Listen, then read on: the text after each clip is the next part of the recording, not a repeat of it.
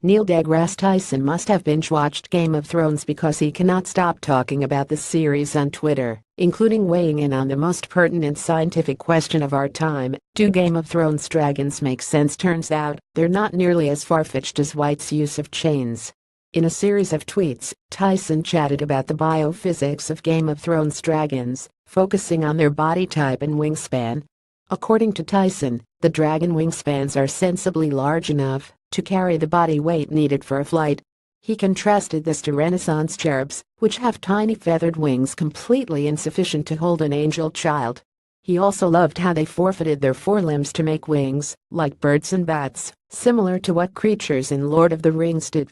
He also weighed in on the whole blue dragon breath thing, though not in a way that's going to make sense to every Game of Thrones fan.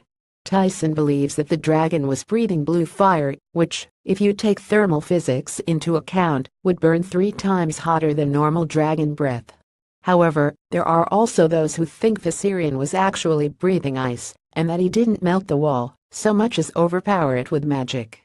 So there you have it. Game of Thrones dragons would make just as much sense in our world as they do in Westeros, even if we can't all agree on what Viserion was cooking up in his undead lungs. But I think one thing we can all agree on was that pulling Viserion out of the frozen lake didn't make a lick of sense. As Tyson pointed out on Twitter, not only was it established that whites can't swim, but the physics of the chain pulling were actually completely off base. Bad physics in Game of Thrones. Pulling a dragon out of a lake, chains need to be straight and not curve over hill and dale.